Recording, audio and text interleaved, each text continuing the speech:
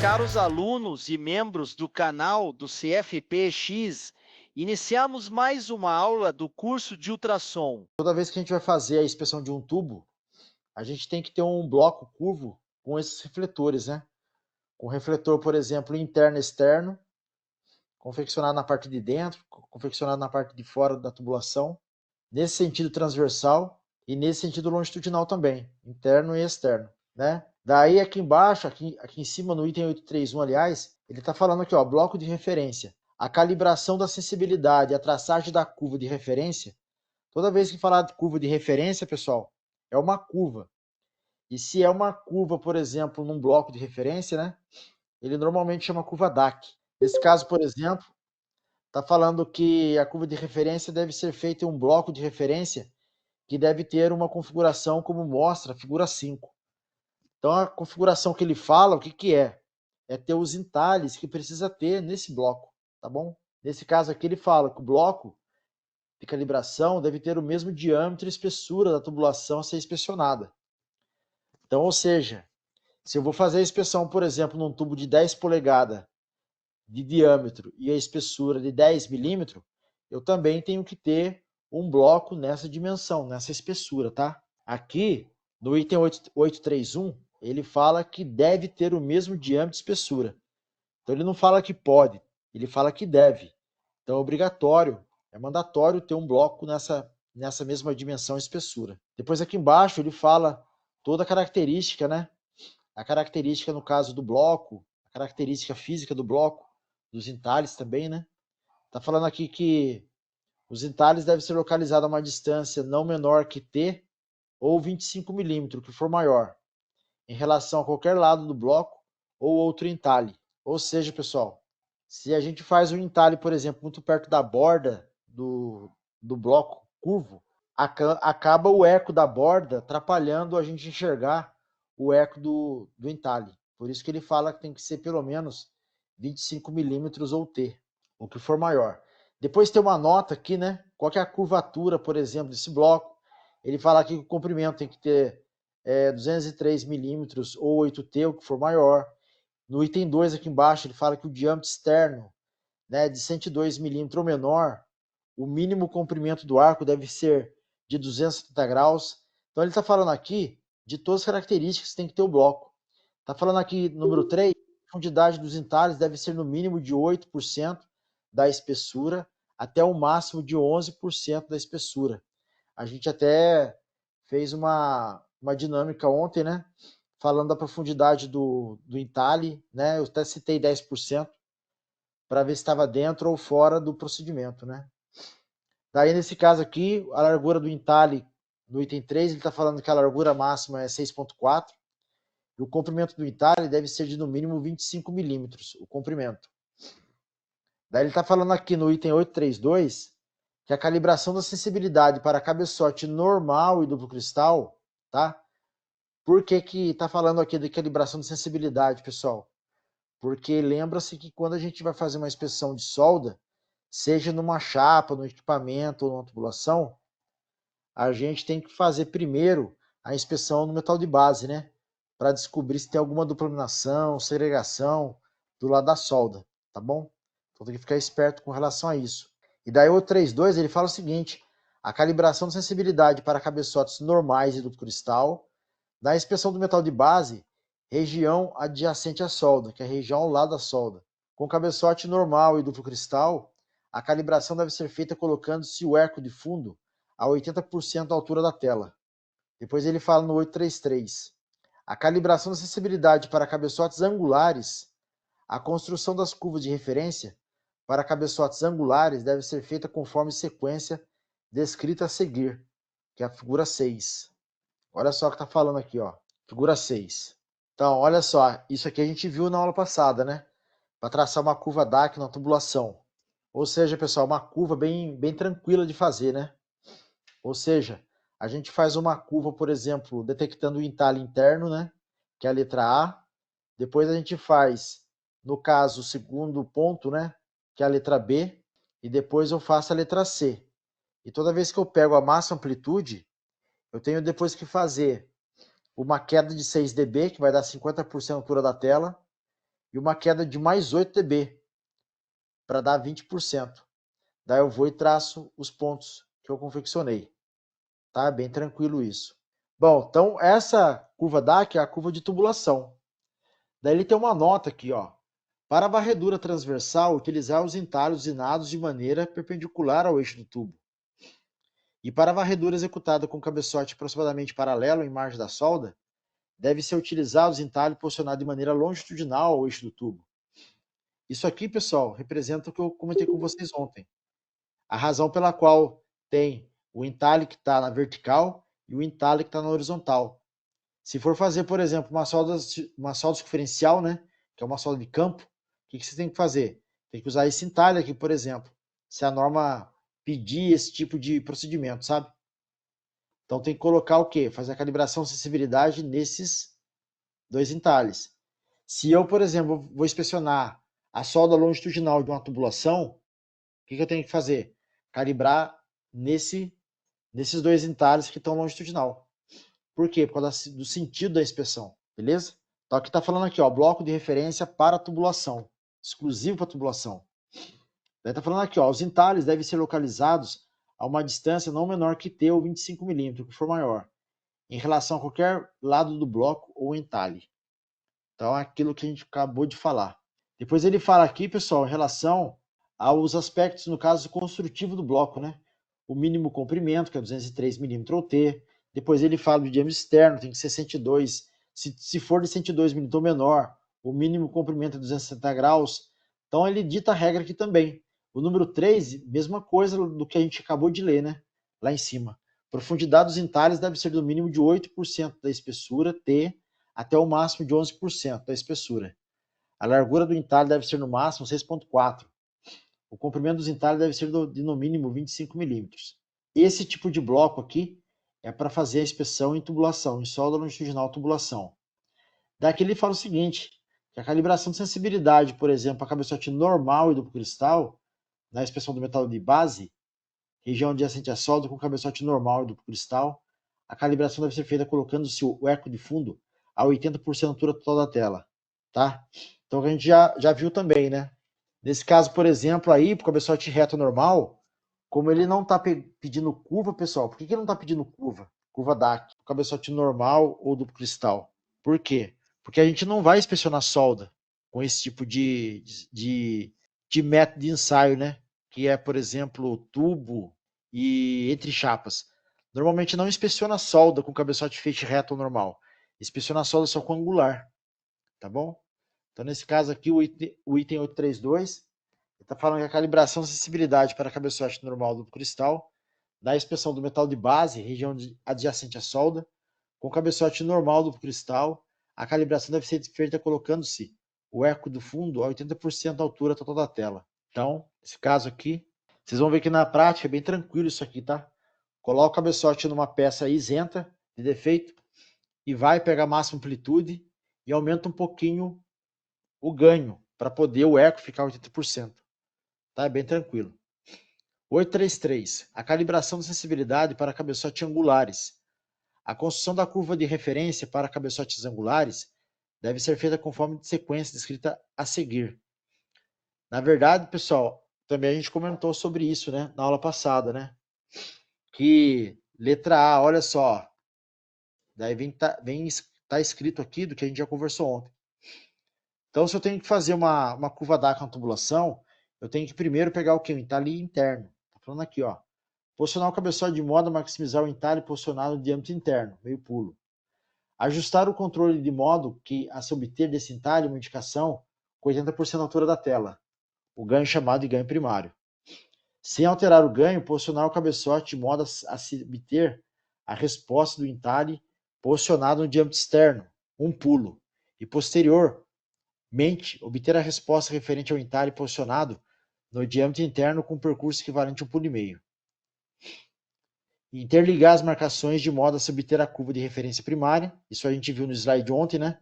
Faz todos os pontos, depois vai interligando os pontos mais altos, os intermediários e os mais médios. Letra D. Interligar as marcações de modo a se obter a curva de referência primária.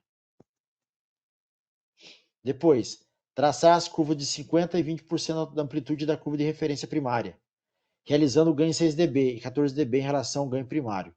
Daí aqui, pessoal, aqui seria a construção da DAC, como a gente viu ontem, né? A posição A é meio pulo, a posição A é meio pulo, ou seja, pega lá na parte de baixo do lado interno. Daí, por exemplo, para continuar a curva, que é o lado B, a letra B, no caso, né? O que tem que fazer? Tem que afastar o cabeçote um pouquinho para trás. Daí eu já consigo fazer um pulo completo, pegar o entalhe lá em cima. E depois, o que eu faço? Eu vou, traço a curva, né? E vejo a etapa seguinte, que é a nota, ó. Para a varredura transversal, utilizar os entalhes usinados de maneira perpendicular ao eixo do tubo. E para a varredura executada com o cabeçote aproximadamente paralelo à margem da solda, deverá ser utilizados entalhes posicionados de maneira longitudinal ao eixo do tubo. Nesse caso, pessoal, mesma coisa. Eu tenho que escolher qual tipo de entalhe, dependendo do tipo de inspeção que eu quero estar fazendo. Aqui, mesma coisa também, quando a gente vai fazer para a chapa soldada plana, que é o tal da correção de perda por transferência, que a gente citou ontem, né? Quando, por exemplo, tem um pouquinho para chegar na curva, por exemplo, do funcionário, né? Daí vai, checa, no caso, toda a perda por transferência, né? Para ver se tem alguma diferença de acabamento superficial entre duas peças, para que possa o inspetor, no caso, checar essa informação e, caso exista alguma divergência, ele possa também acrescentar no ganho total, né, que a gente comentou ontem, na inspeção que precisa ser realizada. Daí a correção por perda por transferência, pessoal, lá no item 841, ele fala o seguinte: a correção devido à perda por transferência para cabeçotes normais e duplo cristal deve ser executada da seguinte maneira. Olha só, aqui ele está falando da PT, né, que a gente chama, para cabeçote normal e duplo cristal. Olha só, pessoal, está falando o seguinte, ó. Maximizar um eco do fundo do bloco de referência e, com o auxílio do controle de ganho, posicioná-lo a 80% da altura da tela do aparelho. Com o mesmo ganho, posicionar o cabeçote na peça a ser examinada. Verificar a diferença na altura dos ecos em decibéis, sendo essa diferença denominada perda por transferência, que deve ser acrescida ou diminuída no ganho primário. O ganho resultante é denominado de ganho corrigido igual. Ganho corrigido igual ao ganho primário, que é GP, mais a PT. A PT ontem a gente deu exemplo com 2, deu exemplo com 4, deu exemplo com 10 dB. Então, nesse caso, por exemplo, a correção por perda por transferência, ele acaba adicionando o ganho primário, como eu falei para vocês ontem, né? Se eu tenho um ganho primário, por exemplo, de 20 dB, mais 2 dB de perda por transferência, ou mais 4, vai ter que aumentar mais 4 dB naquele ganho que você está utilizando. Beleza? Então tem que ficar bem atento com relação a isso. Depois ele está falando aqui de perda por transferência no item 842. A correção devido à perda por transferência para cabeçotes angulares deve ser executada da seguinte maneira. Então aqui, pessoal, o 841 foi a perda por transferência de cabeçote normal do cristal. Eu acredito que é tranquilo para se fazer e na prática vocês vão constatar isso. E no outro 42 está falando sobre a perda por transferência para cabeçotes angulares agora, tá? Uma coisa é feixe reto, uma coisa é feixe angular. Então, nesse caso aqui, a gente está falando com feixe angular agora, cabeçote angular. Com auxílio do bloco de referência, deve ser traçada a curva mostrada na figura 7, com dois cabeçotes, um como emissor e outro como receptor.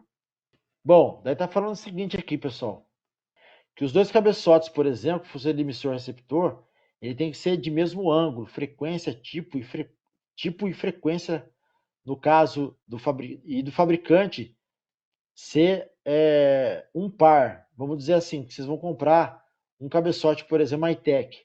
Então, o ideal é ter 2,45, 2,60 ou 2,70, tá bom? Então, o importante, no caso, é que seja mesmo ângulo, né, de refração, mesma frequência, tipo fabricante. Está falando aqui, ó, os cabeçotes devem ser posicionados conforme a figura 7, de modo a obter o sinal IR1 sendo o sinal maximizado e colocando 30% na altura da tela. Então vamos lá na figura 7 para dar uma olhada. Bom, a figura 7 é essa, pessoal. Então nesse caso aqui, como eu disse para vocês, né? Na parte de chapa soldada, né? Chapa plana. Que nesse caso, por exemplo, quando eu estou determinando a perda por transferência de acordo com o item B, né? Que é a figura 7. A figura 7, ó. Eu tenho que ter dois cabeçotes, pessoal. Para quê? Isso aqui a gente viu ontem. Para eu poder estabelecer uma verificação de E para R1, eu marco esse ponto aqui, ó, E para R1, tá? Esse primeiro ponto. Daí, depois que eu faço ER1, pessoal, eu faço ER2. O ER1 é um cabeçote de um lado e o outro cabeçote do outro lado do bloco, tá, pessoal? Agora, no caso do R2, vocês veem que tem o mesmo sinal aparecendo. Como no caso, quando você, por exemplo, faz ER1, R2, R3, você praticamente tem uma curva, pessoal, igual que está aqui na terceira curva de baixo. Como vocês podem notar, tem o R1, R2 e R3, é um ponto só, é bem tranquilo de fazer. E depois disso, você entra com essa verificação aqui na peça, para poder checar a peça. E aqui, como vocês podem notar, ó, ER1, ER2 e R3 são os pontos estabelecidos na superfície, por exemplo, do bloco de referência, como está marcado ali em cima. Agora, a partir do momento que eu vou fazer a checagem na peça, como está marcado aqui, né, no segundo desenho, o que eu tenho que fazer? Pegar, maximizar o sinal e ver se está passando ou não a curva DAC. Beleza, pessoal? Como nesse caso aqui. Esse exemplo aqui é bem típico do exemplo que a gente viu ontem, né? Ou seja, quase chegando na curva DAC, faltando uns 2 dB, por exemplo, para chegar. Então, nesse caso, a gente faz o quê? A gente tem que usar o ganho primário, que é em decibéis, que eu falei para vocês, e não porcentagem, e somar o valor, por exemplo, do que foi estabelecido, 2 dB, 3 dB, enfim, o que der ali, né, para você ajustar até no começo da curva, vocês acabam tendo que fazer o quê? Pegar o ganho primário, que é o ganho, por exemplo, de início, né, da curva DAC, e fazer o quê? Somar essa parte aqui da emissão e da peça, tá bom? Então esse cara aqui, ó, está representando o quanto dB para eu chegar na curva de 100. Beleza? Então na figura 7, ele está falando o quê, ó, na figura 7 aqui, né? Ó, letra E. Com o mesmo ganho, posiciona-se os cabeçotes na peça a ser examinada. Figura 7, a gente acabou de ver. Na posição EP1. E se a altura do eco desse posicionamento for igual à altura da curva linha B, não são necessárias correções. Ou seja, pessoal, nesse caso, por exemplo, eu preciso fazer correção, né? Porque o eco do EP1 ele ficou abaixo da curva. Mas em alguns casos, por exemplo, ele não dá sempre 2 dB abaixo da curva, dá 1 dB abaixo da curva, pessoal. Muitas vezes está zero aqui, ó. Ele toca na curva, então a gente considera como zero. Ou no caso, ele pode acontecer no EP1, pessoal, a qualidade no caso da peça está tão boa que esse eco aqui de perda por transferência, ele aumenta no caso de tamanho, né, de amplitude de sinal. Daí, às vezes, eu tenho que somar, né, essa informação no meu ganho primário, eu tenho que diminuir, tá bom? Por quê? Porque no caso seria a peça ela está mais sensível que o bloco, tá bom? Então, a sacada é essa. Você tem 3 pontos para fazer a curva de PT, né? E depois você tem que verificar na própria peça se está encostando ou não o eco. Nesse caso aqui, não está encostando, tá, pessoal? Então, faz de conta que é o exemplo que a gente deu ontem, de 2 dB. Daí, esse 2 dB soma o ganho primário, no caso da curva DAC. Bom, Daí ele está falando aqui, pessoal, toda vez que a gente vai fazer, no caso, uma inspeção, a gente, no caso, tem que fazer a inspeção, ter anotado o ganho primário, ter anotado o ganho de perda por transferência, que a gente vai, nesse caso, por exemplo, a gente vai somar, né? Vai somar, no caso, o resultado. E depois, pessoal, quando a gente vai fazer a inspeção de fato, né? Depois da perda por transferência, a gente tem que somar mais 6 dB ainda para varredura. Olha só o que está escrito no 843 aqui, ó. O ganho para varredura deve ser o ganho corrigido acrescido de 6 dB. Para avaliação de descontinuidade, o ganho deve ser o ganho corrigido sem o acréscimo de 6 dB. Então, normalmente, pessoal, quando vocês têm que fazer o quê? Fazer uma inspeção de solda, vocês têm que ter uma curva DAC, tem que estabelecer a perda por transferência, como eu mostrei para vocês. E também, pessoal, tem que colocar mais 6 dB de varredura para facilitar a detecção da descontinuidade. Mas não mais que isso, tá? É só 6 dB. Daí você vai, no caso, coloca mais 6 dB para fazer varredura. Daí quando você vai avaliar uma indicação, daí você tem que cortar, no caso, e tirar os 6 dB, né? Para não ser utilizado, por exemplo, na avaliação do resultado. Então, como eu estou falando para vocês aí, toda vez que eu vou fazer uma inspeção de peça, pessoal, uma inspeção de solda, né, como é o caso, eu ajusto o ganho primário com APT e somo mais 6 dB, que é o ganho de varredura. Só que quando eu encontro uma indicação e vou avaliar ela, como está dizendo ali, ó, no item 843, o ganho para varredura deve ser o ganho primário, o ganho corrigido, acrescido de 6 dB. Para avaliação de descontinuidades, o ganho deve ser o ganho corrigido sem um acréscimo de 6 dB. Tá bom, pessoal? E 6 dB, como eu falei, é mais para facilitar a visualização da indicação. Pessoal, voltei aqui de novo. Bom, nesse caso aqui, só para dar uma reforçada, né? O que acontece, pessoal? A gente, quando explicar para vocês aqui, em relação aos ganhos, né, que normalmente a gente usa, para poder ficar mais claro ainda, tá? Então aqui, ó, o que eu vou fazer aqui? Nesse caso aqui, vamos supor que eu tenho, por exemplo, uma curva DAC, né? Uma curva DAC, por exemplo, vou desenhar aqui uma curva DAC, tá? Essa curva DAC aqui é a minha curva DAC de 100%, tá bom? Essa curva DAC aqui que eu vou desenhar agora é aquele decaimento da curva DAC, que é a curva de 50%. E depois a outra curva DAC é a curva DAC de 20%, tá bom? E toda vez que a gente faz uma curva DAC, pessoal, a gente sempre tem um ganho, né? Eu expliquei para vocês. Até que tem um exemplo que eu passei para vocês, que ele tinha 20 decibéis no caso de ganho, tá? E esse ganho, pessoal, a curva, essa primeira curva que a gente faz, a gente chama ela de ganho primário, tá? Então é bom você sempre habituar, por exemplo, com as siglas que vocês vão encontrar em alguns procedimentos de inspeção, até mesmo o procedimento de qualificação da ABEND, né? Então o ganho primário ele é representado por GP, tá bom? E o ganho primário aqui, como eu disse para vocês, eu vou dar exemplo aqui como se fosse do que a gente já viu na aula, que a gente já comentou anteriormente. Então o ganho primário, por exemplo, é 20 dB. Daí vamos supor, vocês já têm a curva pronta no aparelho que vocês tinham traçado, daí checou a perda por transferência, né? Como eu falei para vocês ontem, né?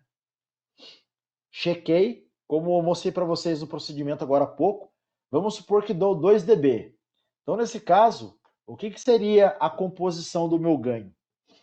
Seria o ganho primário de 20 dB, 2 dB, que é a perda por transferência que a gente viu agora há pouco, e mais 6 dB, pessoal, que é o ganho, no caso, para fazer a varredura e para facilitar a visualização das indicações detectadas na tela, tá bom?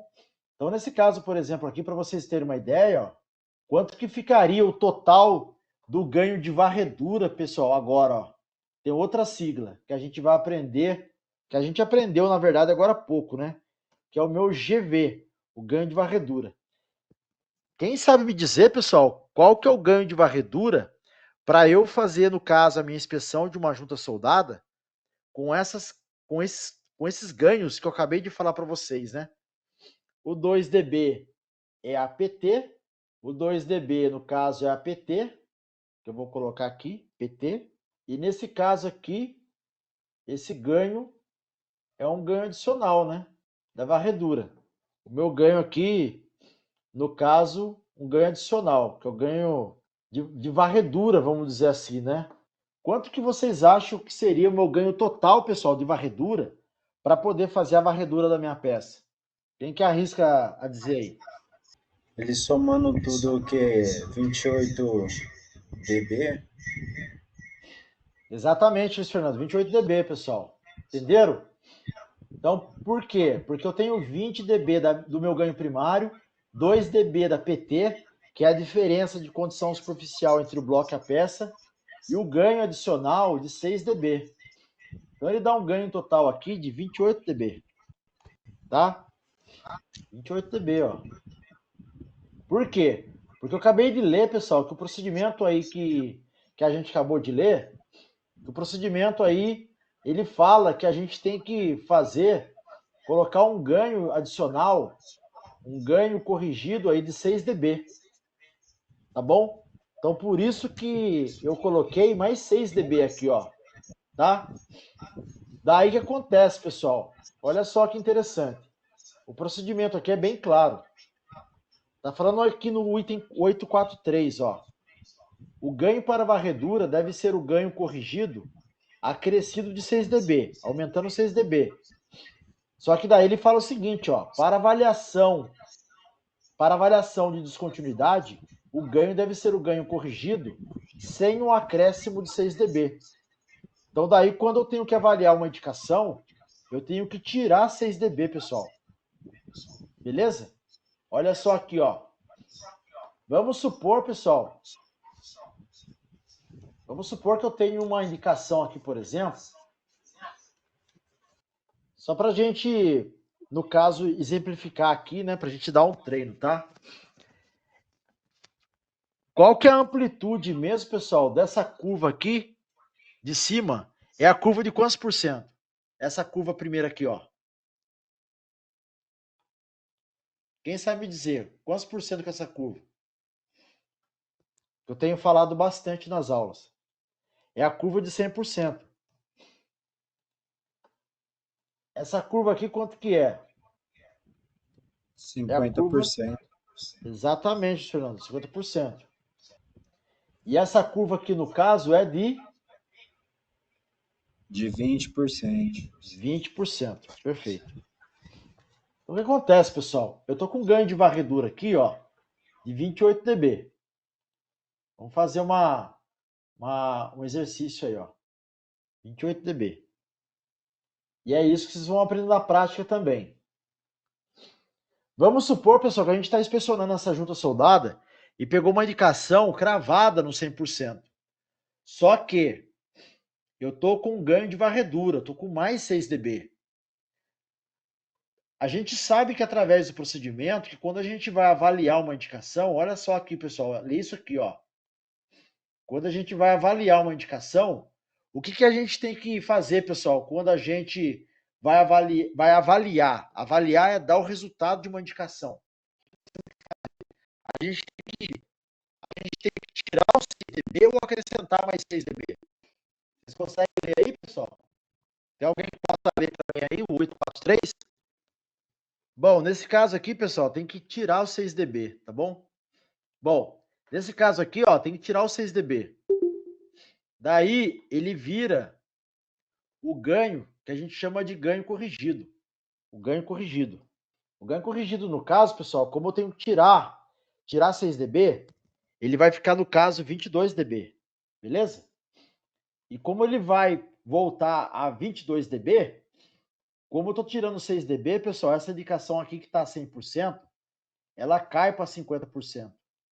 Entendeu? Então é isso que vocês vão aprender na prática. Olha só. Por que caiu essa indicação? Porque vocês têm que tirar os 6 dB para avaliação de resultado. Tá bom? Então esse é um exemplo para vocês aí no caso de uma inspeção, né?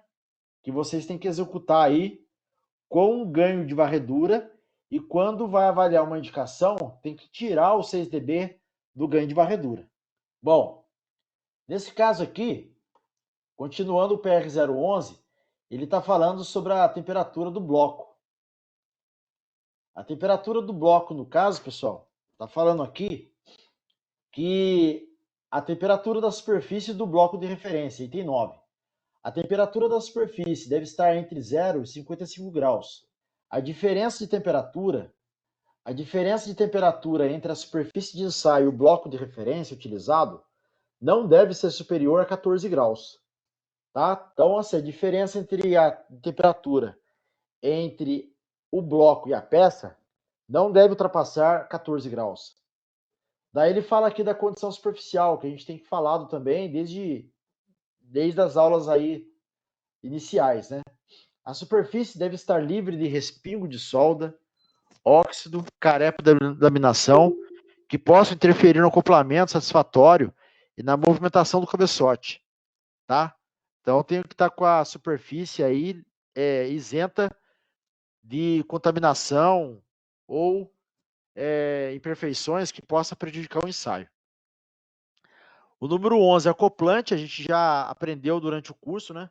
Que a gente não tem como fazer um ensaio sem acoplante, né? Tem que ter um meio líquido, tá? Para poder o som ele ser transferido para a peça. Depois aqui falo a técnica de varredura, né, pessoal? A técnica de varredura é o ato de varrer a peça, é o ato, no caso de passar o cabeçote na peça. Tá falando aqui no item 12.1 aqui, ó. A região do metal de base a ser percorrida pelas ondas do cabeçote angular deve ser primeiramente inspecionada com cabeçote normal ou duplo cristal, para se pesquisar a existência de descontinuidade paralela na superfície, que, caso existam, devem ser registradas e consideradas na realização do ensaio com cabeçote angular. Lembra que eu falei para vocês, né, que toda vez que a gente vai fazer um ensaio de solda, a gente tem que garantir que o metal de base, a região aqui embaixo, né, ela esteja isenta de defeito, né? E para que isso aconteça, pessoal, que a gente realmente saiba, consiga ter certeza que não tem nenhum defeito ali na chapa, a gente tem que fazer a inspeção de dupla laminação, que é usar um cabeçote de feixe reto primeiro, tá? É isso que está querendo dizer. Bom, aqui no item 12.2, ele está falando o seguinte, ó. Para a varredura de soldas, deve ser empregados no mínimo 2 cabeçotes angulares, de ângulos diferentes, sendo que um deles deve incidir o mais perpendicular possível à face do bisel. Para a escolha dos cabeçotes, deve-se observar a recomendação feita no item 7. Essa recomendação aqui no item 12.2, pessoal, é aquela recomendação que a gente viu na aula passada, né? Daquela tabela que ele fala que quando que tem que usar o cabeçote 45, 60 ou 60, 70 graus, né? É isso que a gente tem que tomar, no caso, como referência. Item 12.3. No ensaio de juntas de ângulo, nesse caso aqui, pessoal, está falando de junta de ângulo, tá? Tá falando aqui que deve ser utilizados pela superfície 3 os cabeçotes duplo cristal ou normal e um cabeçote angular de 45 graus. Então aqui, pessoal, a junta de ângulo, qual que é a junta de ângulo? Tá no procedimento aqui de vocês, tá? A junta de ângulo, olha essa aqui, ó, a junta de ângulo, ó. Qual que é a superfície 3, pessoal? Superfície 3 é essa aqui, pessoal, a parte de baixo, ó. Olha só aqui, ó, tá? Então aqui tem a superfície 1A aqui na parte de cima, superfície 1B e superfície 3 aqui, ó, na parte de baixo. Aonde faz a varredura, no caso, na parte de baixo, ó, numa junta de ângulo, tá bom? Então é isso que está falando aí no caso da superfície 3, essa aqui. Bom, voltando um pouquinho aí, daí nesse caso, pessoal, tá falando o seguinte, para juntas tubulares, a varredura deve ser feita utilizando os 3 ângulos, 45, 60 e 70. Juntas tubulares, como eu falei para vocês, né? É como se fosse aquele nó de plataforma que vocês veem normalmente aí, por exemplo, numa propaganda Petrobras, por exemplo, onde normalmente mostra, né? Aquelas colunas, aquela base sustentando, né? Uma plataforma de petróleo. Então aquilo ali seria uma junta tubular. 12.5, na conexão. Na conexão, deve ser empregados na varredura pela posição 2 e 3, os cabeçotes de 45, 60 e 70. Pela superfície 1B, deve ser utilizado o cabeçote normal ou duplo cristal. Então, todas as varreduras aqui, pessoal, de junta de topo, junta de ângulo aqui, ó, você pode ver que tem a superfície 3, superfície 1B, superfície 1A, tem tudo no procedimento, tá, pessoal? A superfície que tem que ser ensaiada por determinado cabeçote, tá bom? E a conexão, por exemplo, ó, tá exemplificado aqui também. Ele fala da superfície, por exemplo, 1A, 1B, fala da superfície 2 aqui, ó, na figura de cima. Tá falando da superfície 3 aqui embaixo, ó, tá? Então, ou seja, no desenho, normalmente tem as referências, no caso, do que precisa ser feito de inspeção, tá bom? Então é bem assim direcionado a inspeção do que precisa ser feito. Bom, daí tá falando aqui, por exemplo, no 12.6, a varredura para detectar descontinuidades transversais, figura 18, deve ser realizada sempre que possível. Então a figura 18, pessoal, para varredura para descontinuidade transversal. Ó, a varredura da figura 18 aqui, ó. Tá aqui, figura 18, ó. Tá? Tá falando o quê? Tá falando que se eu tenho uma condição, por exemplo, igual a figura A, solda com reforço, o que eu tenho que fazer, pessoal? A, solda com reforço. Eu tenho que fazer o quê? A minha varredura, fazendo a varredura, por exemplo, com metal de base, né? Fazendo um ângulo máximo de 45 graus para eu detectar qualquer trinca transversal na solda. Tá? A letra B no caso é quando eu tenho um reforço usinado e consigo, no caso, checar sobre o cordão de solda, tá? A figura B. E a figura C, pessoal, ele está mostrando aqui no caso a seção transversal, mostrando a incidência do feixe, né? Mostrando ali a raiz da solda, tá? Então, tem todas as figuras aí, o tipo de varredura a ser feito e qual a posição do cabeçote, beleza? Bom, nesse caso, por exemplo, ele está falando aqui no item 12.7. A varredura deve ser executada com a sobreposição mínima de 15%. Ou seja, pessoal, eu tenho que sobrepor 15% na hora de fazer a varredura, tá bom? Se eu fizer uma varredura sem ter sobreposição, eu corro o risco, por exemplo, de não detectar o defeito. Então tem que sobrepor, no caso a varredura, em no mínimo 15%. E a velocidade de inspeção não superior a 150 milímetros por segundo, tá? Ou seja, pessoal, eu não posso fazer minha varredura muito rápido, tá? Aí tá falando aí 150 milímetros por segundo. Só que vocês podem falar assim, ah, mas como que eu vou medir a velocidade, tá? Realmente, pessoal, a não ser que a pessoa que está fazendo uma auditoria, né?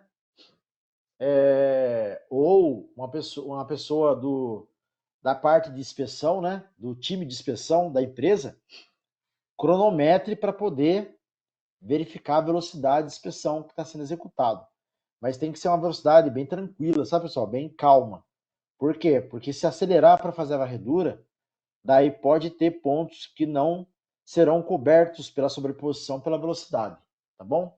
Daí tá falando aqui que a técnica é a área de varredura de acordo com a figura 10.19, que a gente acabou de ver, né?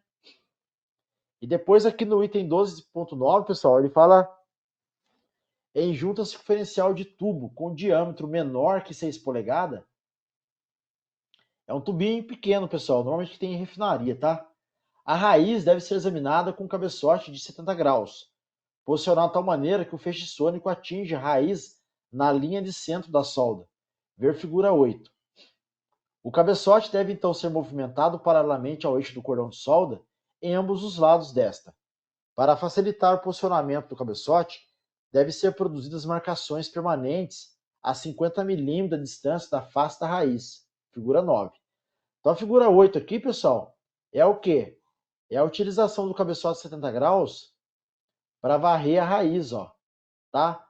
Fazendo uma marcação de 50 milímetros, como está marcado aqui no item 12.9. Aqui, ó, cabeçote 70 graus na raiz e marcação 50 milímetros da face do bisel, ó, tá?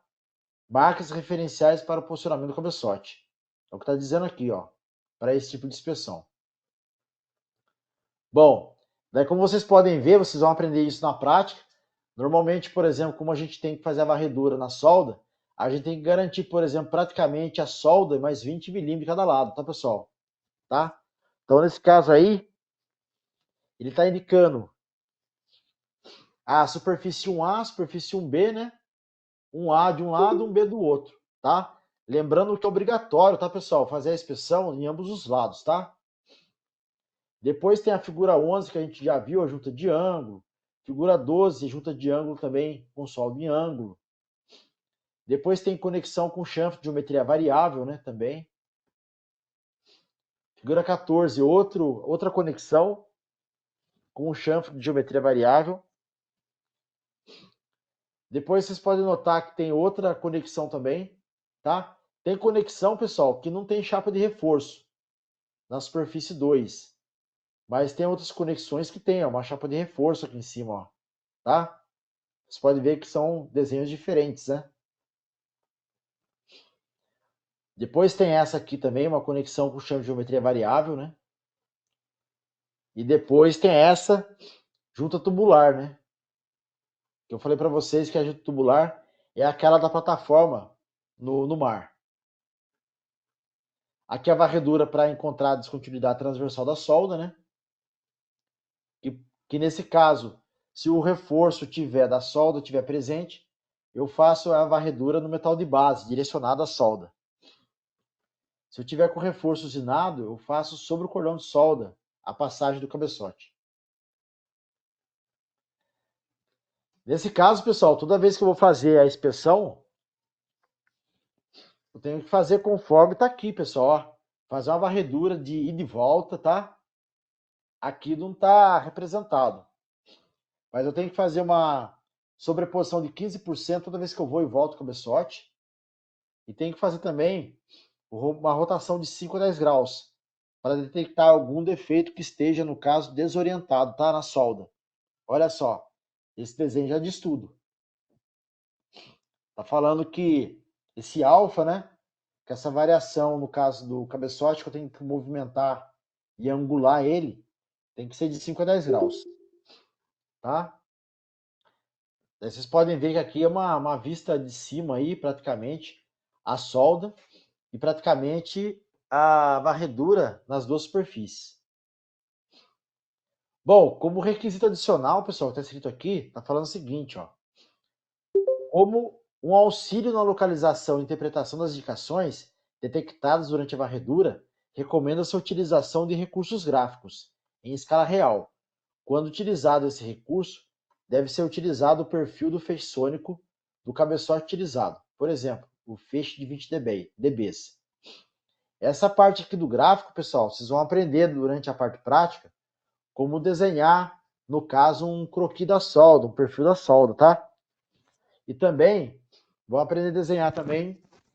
Vão aprender a desenhar também, pessoal, o percurso sônico, tá?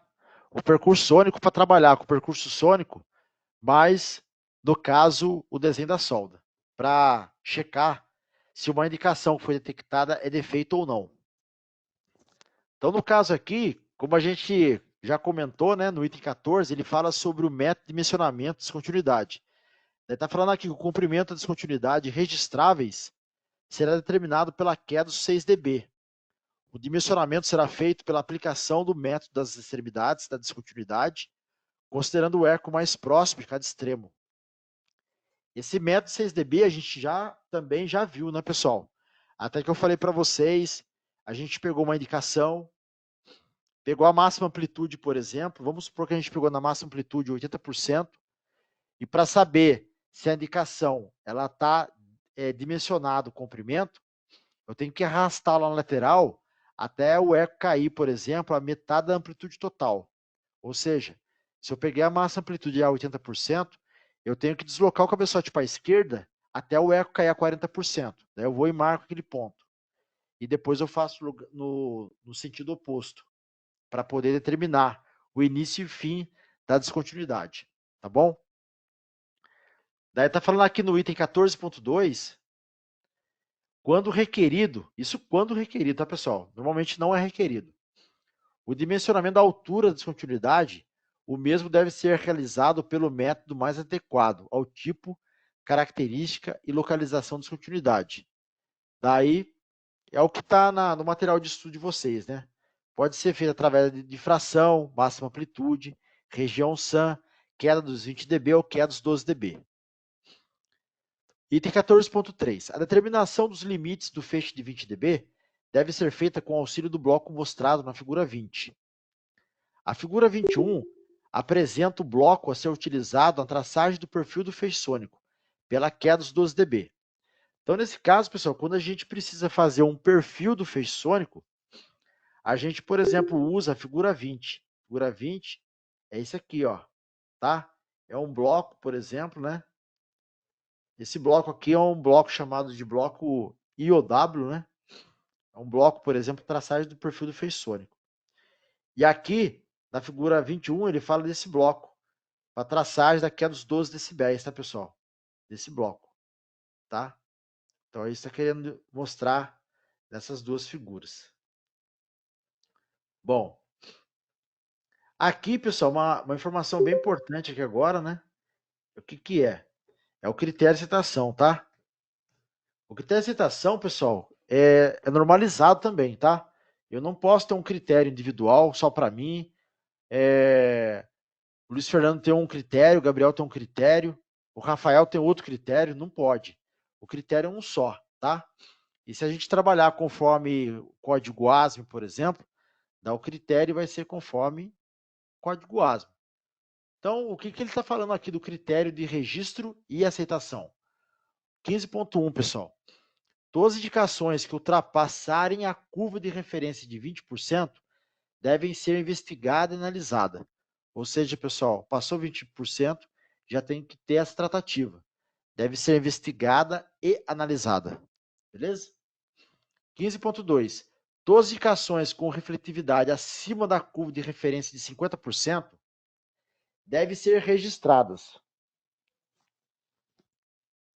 mencionando a localização da descontinuidade, o nível de resposta, dimensão e profundidade. 15.3. Descontinuidades que excederem ao nível de referência de 100% da curva de referência serão consideradas reprovadas se o comprimento exceder as seguintes dimensões.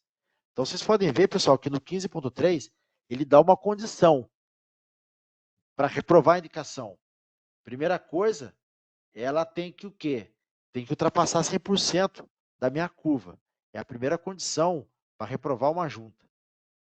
E depois, ela tem que ter um comprimento maior que 6.3 ou 1/3 de T, dependendo da espessura que a gente está inspecionando. Beleza, pessoal? Então, isso aí é uma regra, tá?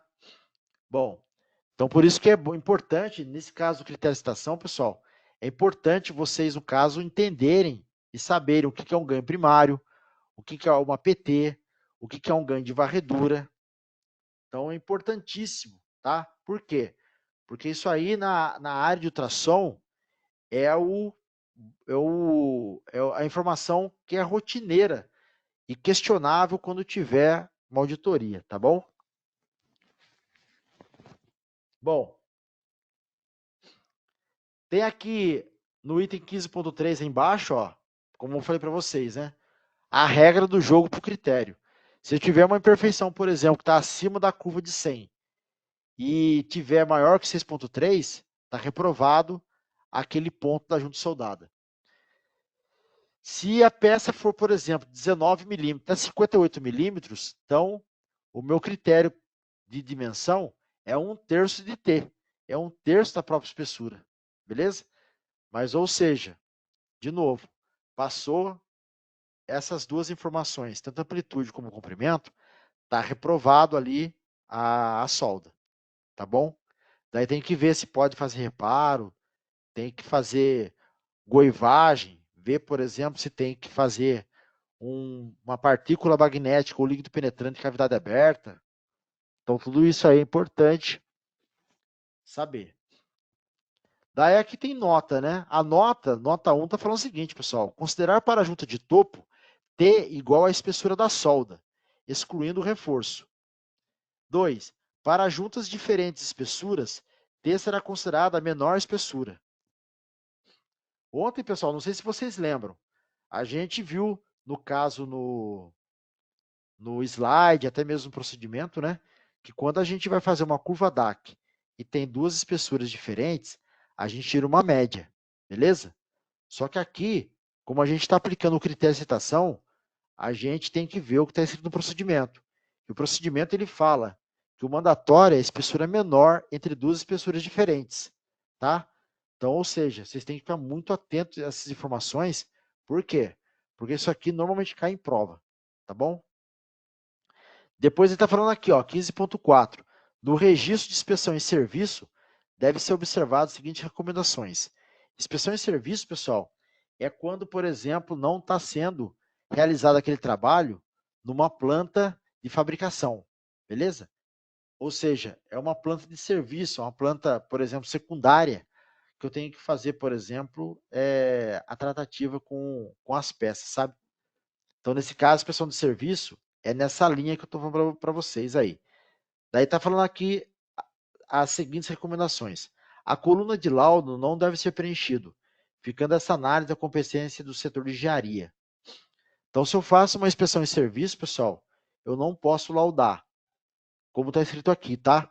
A coluna de laudo não deve ser preenchida, ficando essa análise de competência do setor de engenharia.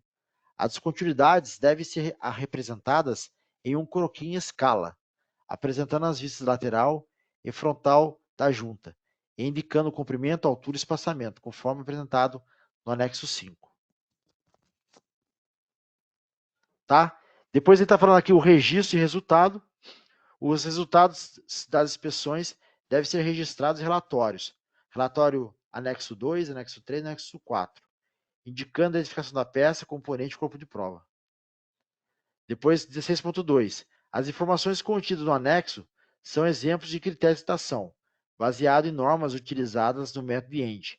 A única finalidade da inclusão desses critérios nesse procedimento é treinar o candidato na interpretação,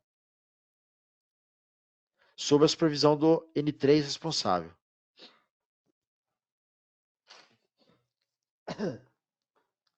Bom, pessoal, daí nesse caso, por exemplo, dentro do procedimento, tem todos esses anexos, né? Anexo 1, verificação da aparelhagem, anexo 2, formulário para relatório de registro, anexo 3, formulário para localização de descontinuidade, anexo 4, formulário para localização longitudinal de descontinuidade, anexo 5, exemplo de treinamento e dimensionamento da descontinuidade. Bom, pessoal, essa parte da aparelhagem aqui, eu vou ler para vocês depois que a gente terminar, a gente vai dar uma pincelada no procedimento no caso de chapa laminada. Eu não sei se vocês têm alguma dúvida no caso, pessoal, dentro do que a gente leu aqui no procedimento, desse PR-011 aqui, ó, que ele é um procedimento de END, né, na parte de inspeção de solda, tá? Então, independente se a pessoa vai fazer qualificação na BEND, por exemplo, de um nível mais alto ou um nível mais baixo, vai passar por esse procedimento, por esse processo. Beleza? Não sei se vocês têm alguma dúvida em relação a esse PR-011. Tá tranquilo? E aí, pessoal?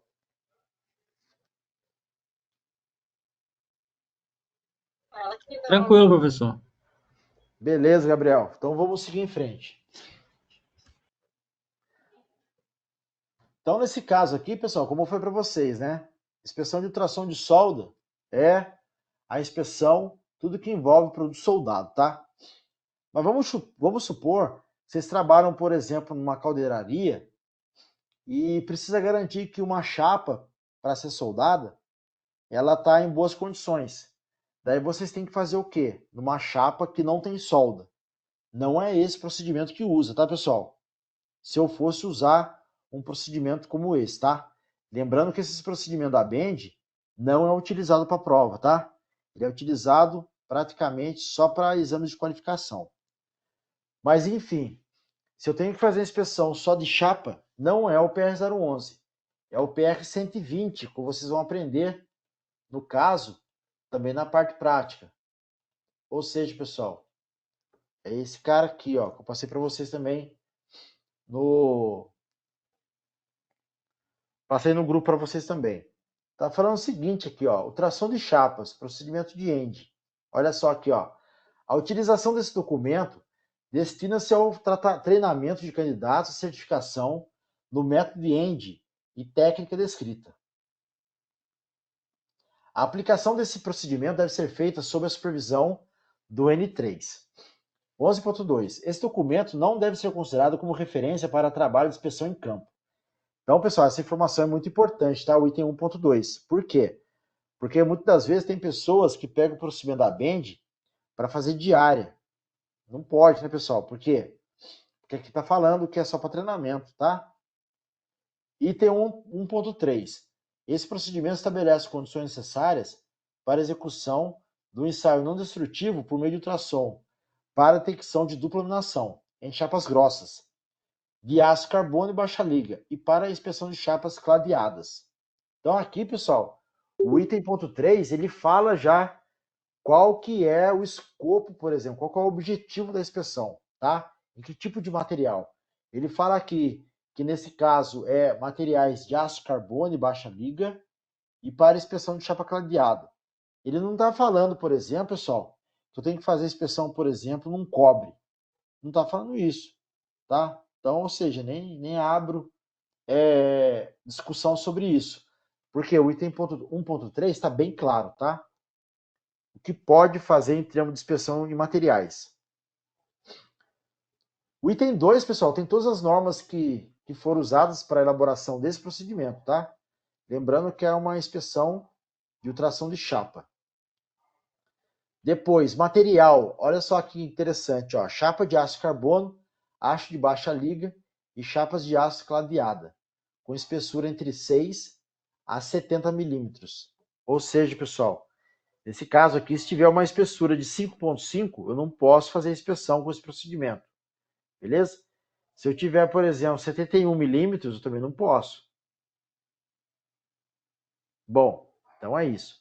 Aparelho. Daqui a pouco a gente vai falar sobre o aparelho, que está no anexo A. O cabeçote, nesse caso aqui, pessoal, a definição é para esse cabeçote, para a inspeção de chapa, tá? Chapa laminada. Está falando o seguinte, cabeçotes, item 5. Deve ser utilizado cabeçote de feixe normal ou feixe reto. Com cabeçote feixe normal ou duplo cristal, com diâmetro variando de 10 a 30 milímetros ou quadrado, com 10 milímetros a 25 milímetros de lado. Podendo ser usado também cabeçote com área ativa de 70 milímetros quadrados, com frequência na faixa de 2 a 4 MHz, em conformidade com o anexo A. Para espessura abaixo de 15 milímetros, deve ser empregado o cabeçote duplo cristal. Ou seja, pessoal, aqui ele está falando o seguinte, que é uma informação importante, ó. Por isso que eu falei para vocês, sempre que possível, né, imprimir o procedimento e grifar, né, para vocês não esquecerem. Uma informação importante aqui, pessoal, do item 5, é a última frase, tá? Ó, para espessura abaixo de 15 milímetros, deve ser empregado o cabeçote duplo cristal. Ponto final. Beleza? Então, tem que estar utilizando para poder saber da informação. O método de calibração é o que a gente comentou no caso, pessoal, esses dias também durante a aula. 6.1, calibração da escala horizontal. A calibração da escala horizontal deve ser feita por meio do bloco padrão V1 ou V2, atendendo no mínimo 2 vezes a espessura da chapa a ser ensaiada. Ou seja, pessoal, se eu estou com uma peça que tem 20 milímetros, eu tenho que fazer uma escala, por exemplo, de 40 milímetros. Se eu, por exemplo, tenho uma peça de 100 milímetros, eu tenho que fazer uma escala de 200 milímetros, tá? É o que está claro aqui no item 6.1. Daí, continuando. Para cabeçotes duplo cristal, está marcado no item 6.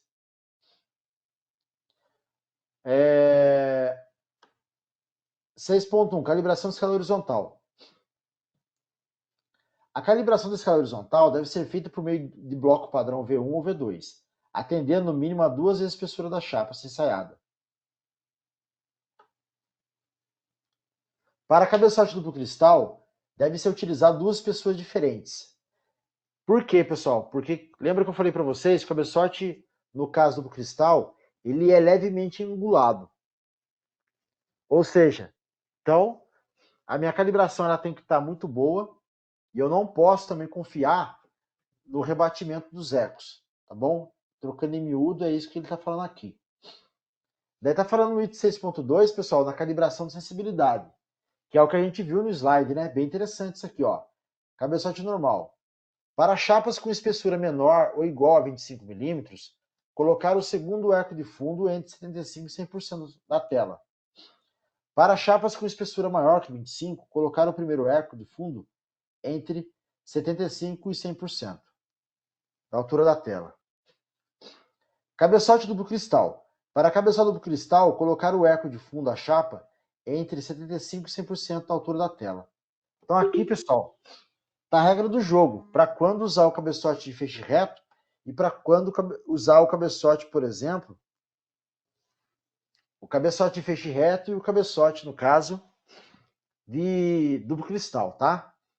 Daí ele fala a calibração de sensibilidades no item 6.2.1, que nós vimos isso na aula passada e na aula retrasada. Tá falando aqui, ó, cabeçote normal. No item 6.2.1. Para a chapa com espessura menor que 25 milímetros, colocar o segundo eco de fundo entre 75% e 100% da altura da tela. Para chapas com espessura maior que 25 milímetros, colocar o primeiro eco de fundo entre 75% e 100% da altura da tela. 6.2.2, cabeçote duplo cristal. Então, se eu for usar o cabeçote duplo cristal, pessoal, o que eu tenho que fazer? Tá falando aqui, ó.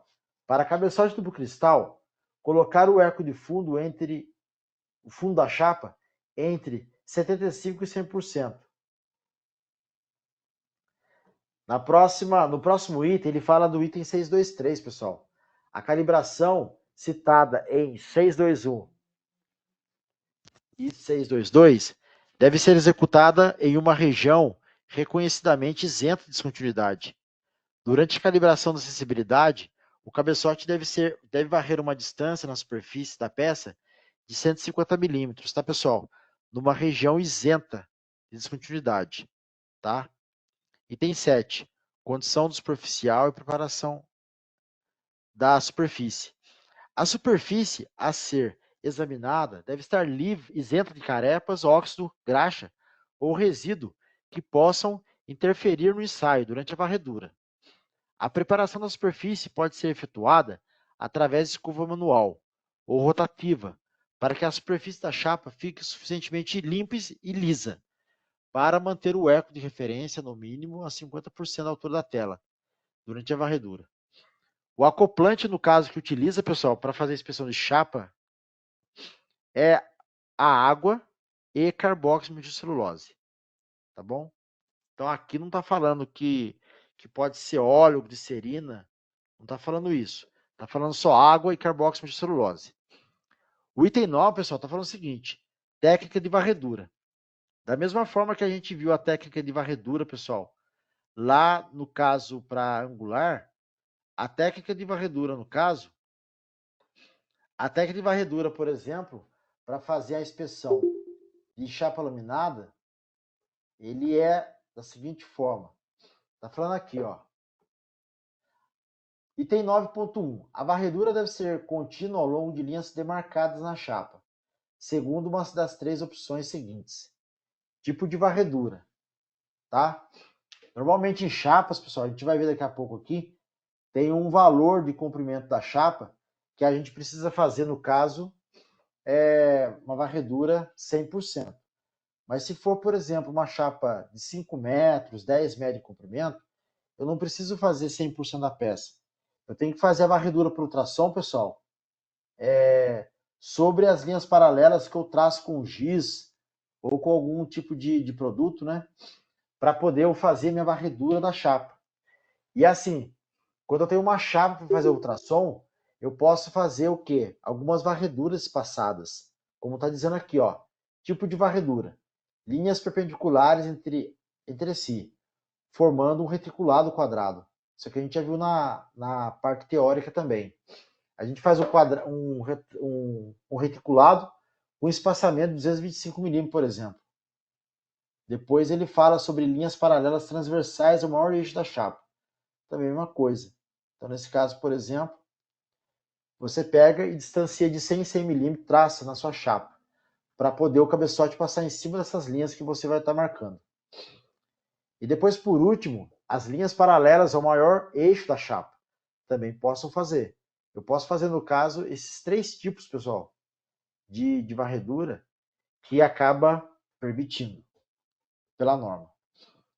Está falando no item 9.2, as linhas de varredura devem ser medidas a partir do centro ou de um dos cantos da chapa, devendo ser varrido um percurso adicional de 50 milímetros, que está falando aqui.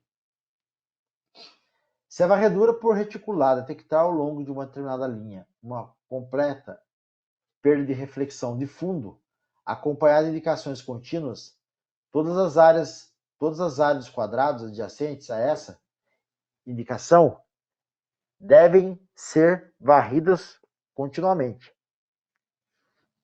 É isso que está falando, pessoal. Se ao longo da minha inspeção eu encontro alguma indicação, eu tenho que fazer o quê?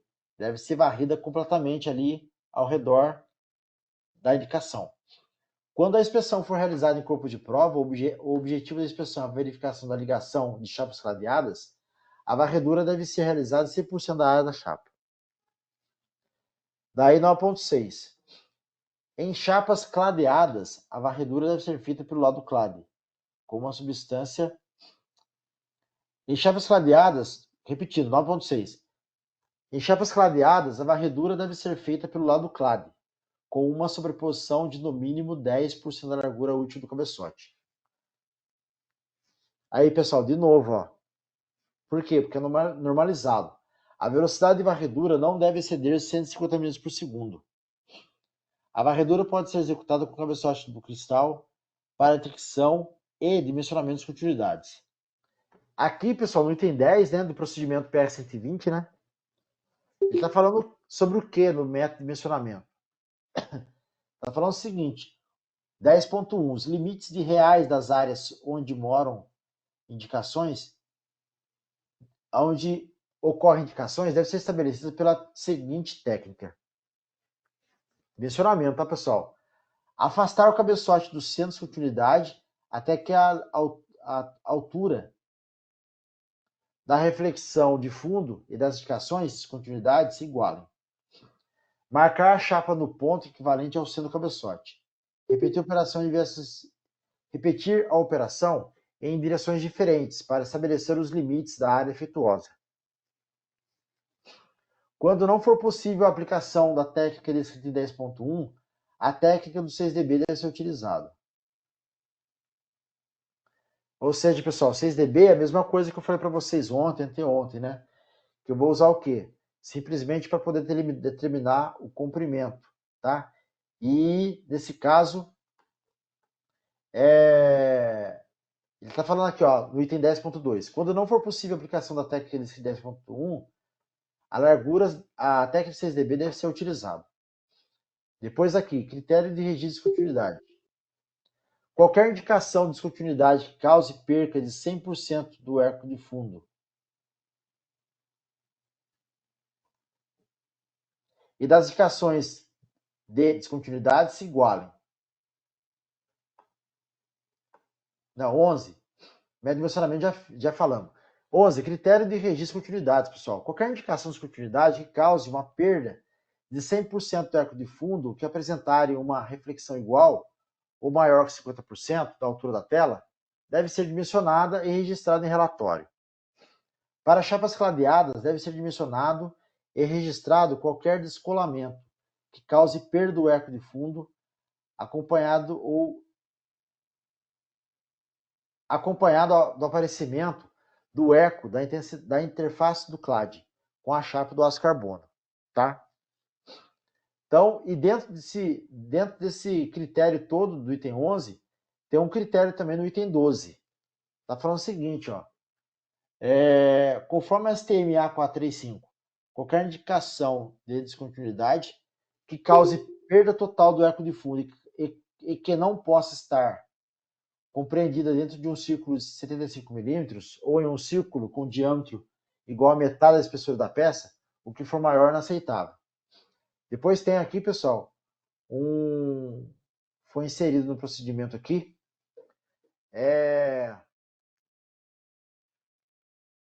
o padrão, né, de aceitação nível A, da norma STMA 578. Em qualquer área onde uma ou mais descontinuidades que causem perda total do eco de fundo, acompanhada por indicações contínuas no mesmo plano, 5% de espessura, e que não possa estar compreendido dentro de um círculo de 75 milímetros, ou em um círculo com diâmetro igual a metade da espessura da chapa. O que for maior é inaceitável. Então, dentro dessa norma A578, ele tem o nível A de inspeção e também o nível B, pessoal. O que ficaria? Nível B. Em qualquer área onde uma ou mais descontinuidades que causem perda do eco de fundo, acompanhada por indicações contínuas no mesmo plano, dentro de 5% da espessura da chapa que não possa estar compreendida dentro de um círculo de diâmetro igual a 75 milímetros, ou em um círculo com diâmetro igual a metade da espessura da chapa, que for maior, é inaceitável. Bom, além disso, duas ou mais descontinuidades menores do que as descritas em 12.2.1 devem ser inaceitáveis, a menos que estejam separados por uma distância mínima igual ao maior diâmetro da descontinuidade maior, ou a menos que possam ser coletivamente englobadas pelo círculo de 12.2.2.1. Depois, pessoal, tem aqui a nível de citação C, também para a norma ASTM A578. Está falando aqui, padrão de citação nível C, 12.2.3.1.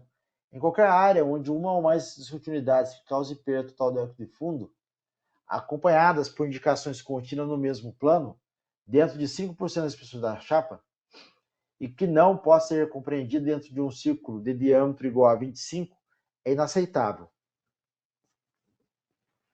Padrão a ser utilizado em corpos de prova. São considerados como não satisfatórios todos os corpos de prova onde a área total de descontinuidade for maior que 20%. De tal forma que a padrão, no caso, a ser utilizado em corpos de prova. São considerados como não satisfatórios todos os corpos de prova onde a área total da descontinuidade for maior que 20% do total da área de descontinuidade. Ou seja, pessoal, toda vez que a gente vai fazer uma inspeção de iluminação, a gente está preocupado com grandes refletores, como eu expliquei para vocês, né? E os grandes refletores, pessoal, ele dá conforme essas figuras aqui, ó, figura 1, 2 e 3, tá? Ou seja, vocês vão aprender na prática como dimensionar uma descontinuidade como essa, tá bom? Falar se está aprovado ou não, se está passando 20% que está mencionando ali, né? Todas essas informações vocês vão aprender na parte prática. Por quê? Porque é uma inspeção bem simples, né, com aparelho de ultrassom, mas com certeza já é um pontapé inicial para vocês pegarem as manhas quando for para a parte de solda, tá bom? Só para dar um exemplo para vocês aí. Bom, delimitação de descontinuidade. Delimitação, pessoal, é o dimensionamento, né? 12.251. Na delimitação das áreas de continuidade, considerar maior largura e maior comprimento, de modo que ela fique inscrita dentro de um retângulo ou quadrado, dependendo de sua forma, conforme figuras 1, 2 e 3.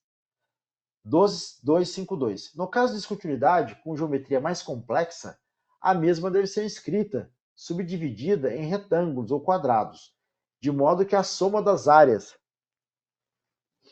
seja o mais próximo da área real da descontinuidade, conforme a figura 4, 5 e 6. Ver exemplo de delimitação. Descontinuidade. Como está dizendo aí na figura 1, eu tenho uma descontinuidade, por exemplo, que ela está dentro de um retângulo, né? Você tem que fazer isso para poder delimitar a área da sua descontinuidade. Então aqui, por exemplo, você pode ver que tem a área A vezes B. Feito isso, você já sabe o tamanho da descontinuidade na área. Ou se não, se é um quadrado também, a área igual a A vezes B. Nesse caso, por exemplo, na figura 3, né, vocês podem ver que tem um desenho diferente, que é a área igual a A1 vezes B1, vezes A2 vezes B2. Bom, depois eu tenho mais dois tipos de defeito mais complexos, pessoal. Mas tudo isso aí vocês vão aprender na parte prática. Não é difícil, é tranquilinho, tá? É mais, você tem que pegar o defeito e subdividir ele em várias camadas, conforme está aqui no exemplo, né? Área. Se eu falo que a área é o tamanho de descontinuidade, por exemplo, pessoal, da largura vezes comprimento, né? Daí tá aqui. A área A1 vezes B1, A2 vezes B2, assim por diante, ó. Ele vai o quê? Ele vai dividindo em fatia aquela descontinuidade, para poder ter uma área mais correta de delimitação da descontinuidade em chapas. Aqui, ó, tem uma inclinada aqui, daí eu tenho que fazer um retângulo aqui, né, para poder alojar a descontinuidade, e aí sim, eu pegar e aplicar o critério. Ver quanto está dando em milímetros, né, o lado A, o lado direito, e o lado B1, e multiplico para saber a área. Como está aqui, ó, a área igual a 1 vezes B1. Aqui, por exemplo, sobre o relatório, está falando aqui, ó, o anexo B define um modelo de relatório a ser preenchido após o ensaio. Os croquis devem ser feitos em papel transparente, com escala de 1 para 1, das dimensões do corpo de prova e possíveis descontinuidades. Nesse caso, pessoal, o relatório também, toda vez que vocês fazem uma inspeção por ultrassom, ou qualquer tipo de ensaio, né, a gente tem que gerar um relatório, né? Um relatório, pegar as informações do aparelho, percurso sônico, distância, amplitude, profundidade, tudo, para poder facilitar caso haja algum tipo de retrabalho. E aqui no item 13.2 ele fala o seguinte: os croquis devem ser feitos em papel transparente, com escala de 1 para 1, das dimensões do corpo de prova e possíveis descontinuidades. Tá? É o que está dizendo aqui no relatório de ensaio. Bom, daí a parte de verificação de aparelhagem aqui, pessoal, praticamente é no anexo também, ó. Verificação da aparelhagem. Depois tem cabeçotes aqui também, tá? O tipo de cabeçote para esse tipo de procedimento, que é o PR-120, ó. Eu vou voltar aqui no PR-011 para vocês, só para a gente poder falar sobre a parte de aparelhagem desse procedimento PR-011, porque ele é um procedimento mais grosso, né? Tem mais informações, né? Porque é solda. E daí, nesse caso, por exemplo, eu vou explicar para vocês a aparelhagem, para vocês ficarem atentos em relação ao tipo de aparelho, o tipo de cabeçote, assim por diante. Tá falando o que aqui, pessoal? Na verificação da aparelhagem. Aqui, para vocês, no caso, utilizarem um aparelho conforme esse procedimento, o que vocês têm que fazer? Tá falando aqui, ó, utilizar um aparelho de ultrassom que tem uma apresentação de A-scan, capaz de gerar uma frequência de 1 a 6 MHz. O aparelho tem que ter essa configuração, tá? Os cabeçotes. Os cabeçotes devem possuir as seguintes características. Cabeçote normal, que é o de onda longitudinal. Para contato direto, deve ter cristais com diâmetro variando de 10 a 30 milímetros, ou quadrado de 10 a 25 milímetros de lado. Isso para o cabeçote normal. Para o cabeçote angular, pessoal, está falando o seguinte: onda transversal para contato direto devem ter cristais com área ativa mínima de 70 milímetros quadrados. Também a gente já viu sobre isso nas aulas passadas. Cabeçote duplo cristal normal ou angular para contato direto deve ter cristais de área de 15 a 900 milímetros quadrados. Está falando aqui, os cabeçotes a serem utilizados devem trazer impressos no seu corpo de forma permanente um código que permita identificar as seguintes características. Ou seja, pessoal, quando eu pego um cabeçote, ele tem que estar marcado na carcaça o tipo do cabeçote, o material e dimensão, a frequência, o ângulo do cabeçote e o índex, pessoal. Tá? Ou seja, eu tenho que verificar tudo isso na parte de cabeçote versus aparelho. O controle de ganho do aparelho, pessoal, tem que ter de 10 a 20 decibéis e com incremento de 1 a 2 decibéis. Tá? Então, tranquilo. Aqui nesse caso, o aparelho deve permitir uma capacidade de ampliação de pelo menos 80 decibéis, né? Está dizendo aqui, ó, 80 decibéis. E a faixa operacional temperatura, pessoal, como a gente já viu, né, no início, mas aqui está bem claro, ele fala de 5 a 40 graus para aparelhos e de 5 a 60 graus para cabeçotes, tá? Então eu não posso ultrapassar essa temperatura conforme esse procedimento, porque senão corre o risco de queimar também o aparelho. Linearidade vertical é um tipo de verificação, pessoal, que eu preciso ter um cabeçote, por exemplo, de feixe reto, para poder checar se a linearidade do aparelho está correta ou não. O que está falando aqui? Ó? A linearidade do controle de ganho deve ser verificada diariamente através de um cabeçote normal, conforme indicado na figura 1. Figura 1, vamos dar uma olhada.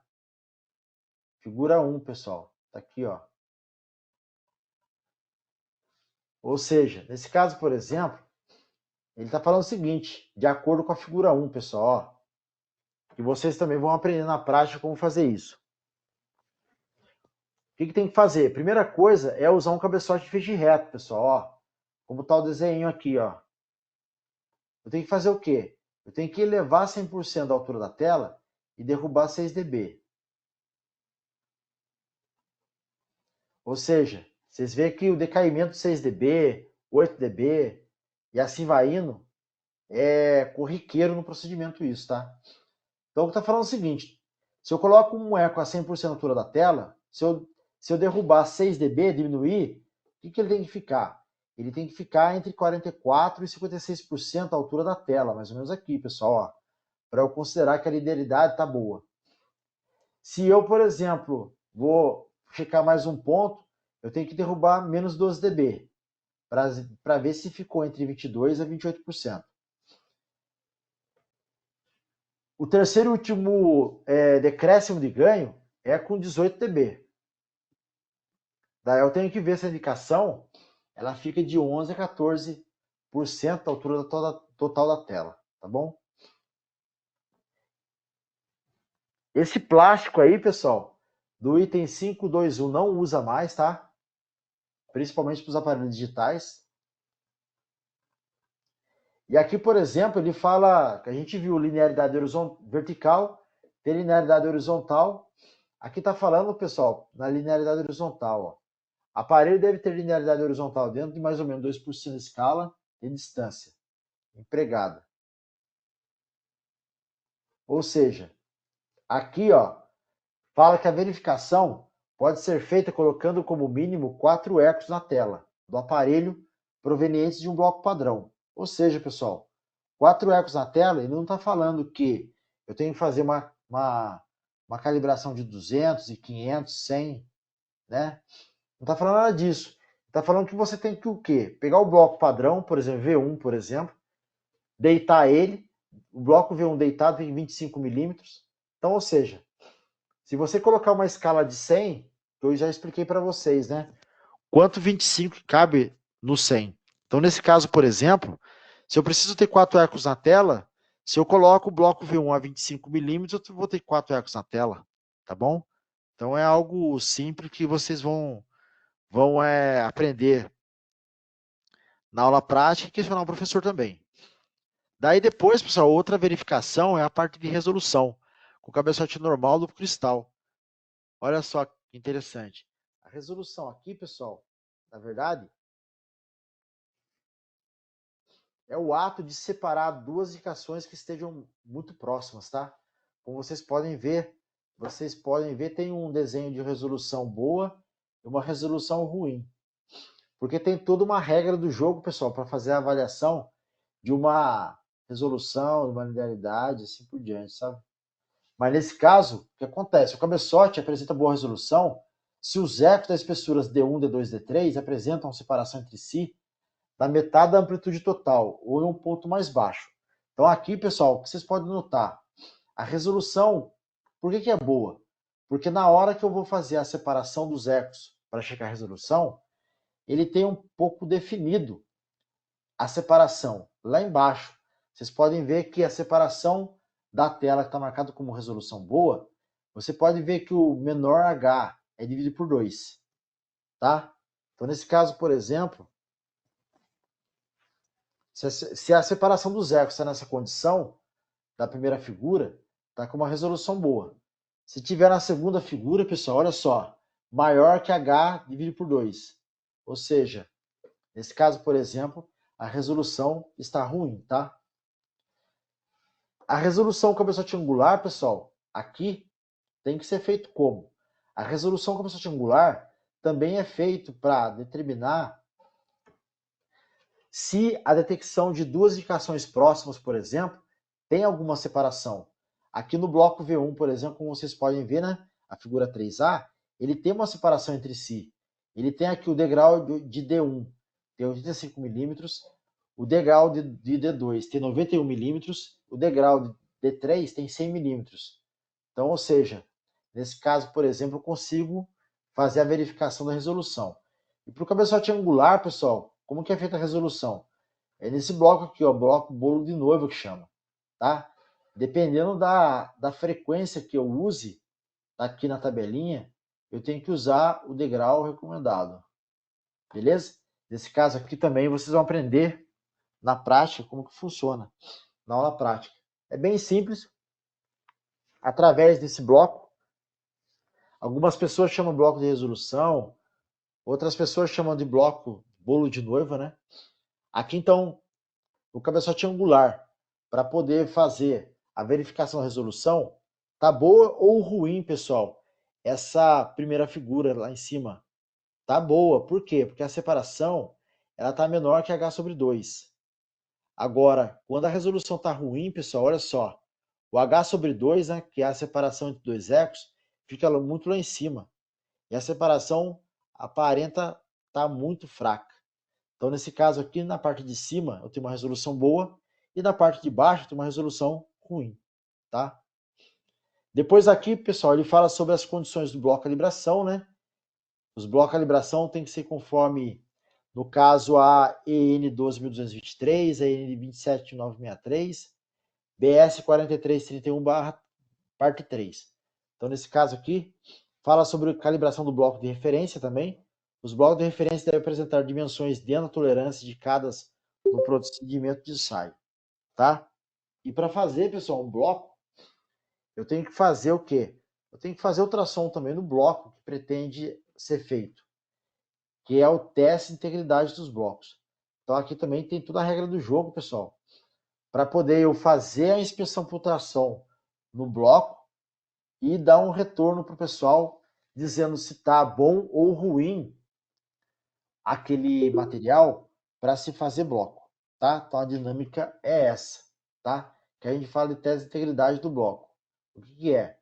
É você fazer, no caso, uma inspeção por ultrassom naquela peça que você pretende fazer o bloco para não ter surpresa, né, pessoal? Imagina só para dar uma ideia para vocês ficarem bem espertos. É assim, vamos supor que vocês, por exemplo, vão fazer um bloco V1 ou V2, por exemplo, bloco de 20, e pega o material, por exemplo, de qualquer lugar, sem conhecer. Daí, na hora que vai fazer o bloco, pessoal, é perca de hora, né? E de tempo também. A pessoa, vocês vão pegar um bloco cujo material estava ruim, cheio de segregação, dupla laminação, e você não detectou isso porque não fez ultrassom, o que vai acontecer com o bloco, pessoal? O bloco vai ser inutilizado, tá? Por quê? Porque ele não atende aos requisitos de integridade da norma para se fazer, no caso, um bloco padrão ou um bloco de referência. Aqui no caso, pessoal, tem, que vocês vão aprender também, né? Tem o relatório, né, de preenchimento. Vocês podem notar, pessoal, que tem vários campos aqui, né? Vocês vão aprender na prática como funciona o preenchimento do relatório também. Está aqui marcado o relatório de ensaio por ultrassons e soldas, né? Tem aqui o número do procedimento, o critério de aceitação que vocês estão usando, o número do relatório, o material, o número de CP, condição da superfície, norma de referência. Tem aqui os tipos de cabeçotes que vocês têm que estar utilizando, tá? Isso tudo aqui tem que ser preenchido. Vocês vão aprender como desenhar o detalhe da junta aqui, identificar quais os cabeçotes, no caso, que vão ser utilizados na inspeção. É bem legal. Aqui a quantidade de defeitos, né? Vão ter que numerar a quantidade de defeitos no relatório, pegar, mostrar qual cabeçote que está, qual a amplitude do sinal que está dando. É bem interessante, pessoal. A parte de solda, é bastante aprendizado, tá? E depois, na outra folha do relatório, vocês vão fazer o quê? Vocês têm que fazer aqui, por exemplo, o desenho da junta soldada e os defeitos. Se o defeito, por exemplo, está do lado 1 ou está do lado 2, tá? Isso aqui é mais um desenho que se faz. Bom, aqui no caso, a terceira e último relatório é o formulário para localização da descontinuidade longitudinal. Então aqui, pessoal, vocês podem ver que a folha está numerada, né? 0, 50, 100, 150. Por quê? Porque depois que eu detecto a indicação e jogo para o relatório, comprovei que é indicação mesmo. O que tem que fazer aqui? Eu tenho que fazer todo o preenchimento da folha 1, folha 2 e folha 3.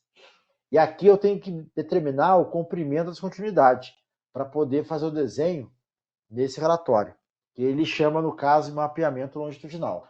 Depois tem aqui a parte de detalhamento e mensuramento de descontinuidade. Isso aqui é mais, pessoal, para inspeção de serviço, tá? Não entra na parte de qualificação. Tem vários desenhos aí. E só, pessoal, tá? Aqui a gente objetivou 30 páginas aqui no caso, né? Do PR-011. E a gente praticamente fechou o PR-011, PR-120, né? Como eu falei para vocês, PR-011 é o procedimento de inspeção de solda e o procedimento de chapa é o PR-120, tá? Ambos vocês também vão usar na parte prática da aula, tá bom?